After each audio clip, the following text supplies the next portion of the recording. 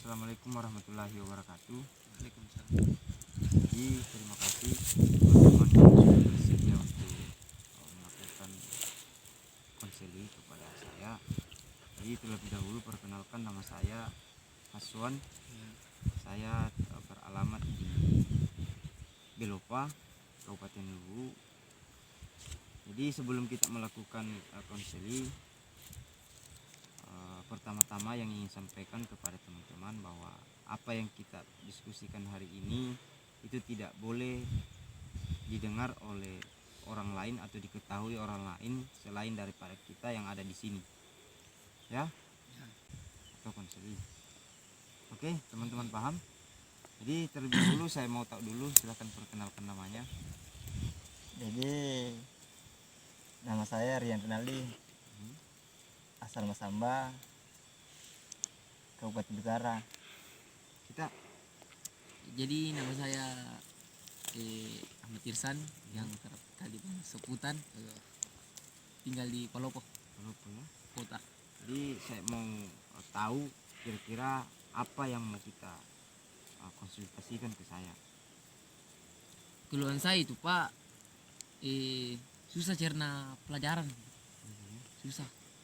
Selama ini model pelajaran yang Ahmad Irsan terima ini bagaimana? Apakah dengan di kelas atau di luar ruangan atau Di, bagaimana? di ruangan. Di ruangan. Iya.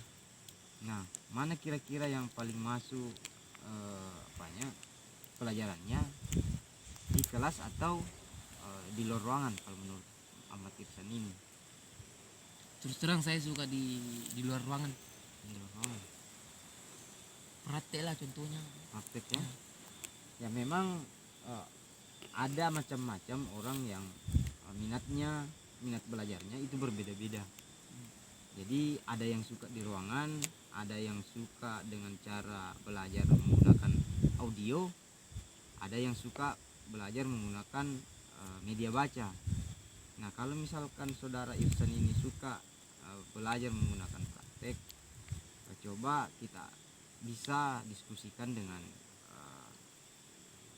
dosen atau gurunya supaya masalah ini bisa tersampaikan, karena kalau Muhammad Irsan diam saja itu nanti bisa jadi penyebab Ahmad Irsan malas masuk kampus.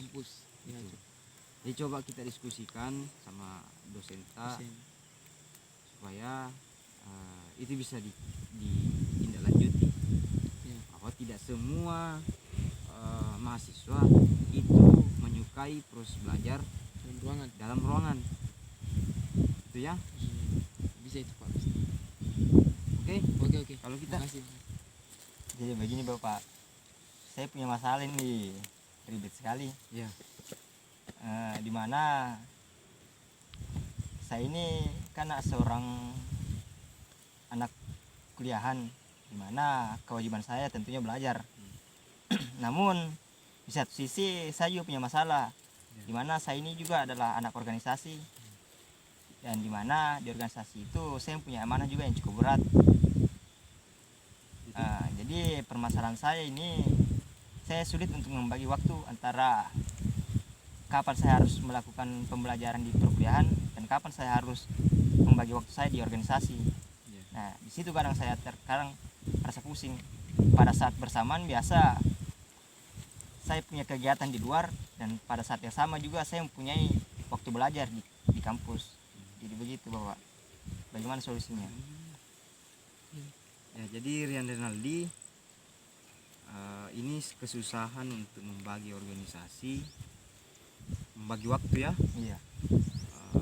Terkait tentang kapan harus ke organisasi waktunya, kapan waktunya harus kuliah gitu. Iya, gitu. Jadi kalau saya kuliah di Palopo ya. Iya Pak, di Universitas Muhammadiyah Palopo. Kalau saya tujuan Rian Renaldi untuk datang di Palopo jauh-jauh dari utara adalah untuk kuliah. Tentu harapan untuk membawa gelar sarjana pulang kampung. Jadi organisasi itu tidak ada larangan sebenarnya, karena di organisasi juga kita belajar cuman memang kita harus pandai memanage atau membagi waktu kita, pandai-pandai manajemen waktu. Bisa kita utamakan yang mana yang paling penting untuk kita laksanakan, meskipun sering kita berpikir bahwa kita menganggap organisasi itu penting, banyak pelajaran, tapi kita juga harus ingat masa depan bahwa yang kita gunakan kelak untuk mencari pekerjaan, menghidupi orang tua, apalagi kalau kita berkeluarga nantinya, itu adalah ijazah. Ijazah adalah alat untuk kita mencari pekerjaan, meskipun banyak pekerjaan yang tidak bisa kita gunakan tidak memerlukan ijazah, tapi tujuan daripada kita datang berkuliah di sini adalah mendapatkan ijazah. Itu tujuan yang pertama. Bisa juga kalau misalkan ada rasa malas yang mendatangi kita, coba kita ingat orang tua di kampung. Orang tuanya kerja apa? Jadi buruh tani, Petani. Bagaimana susahnya ayah ibu kita mencarikan kita uang untuk biaya kita kuliah. Sehingga kalau saran saya, kita harus mengutamakan kuliah daripada organisasi.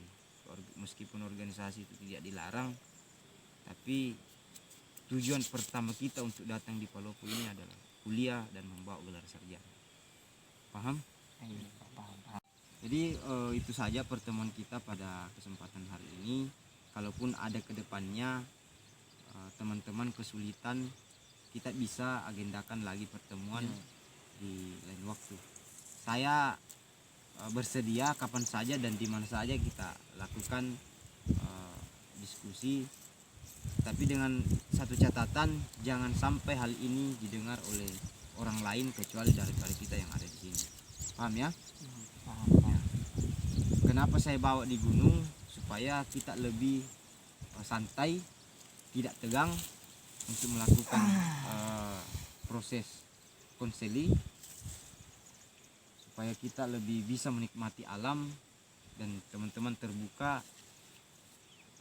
Saya kira ini adalah tempat yang paling nyaman. Oke, sekian. Assalamualaikum warahmatullahi wabarakatuh.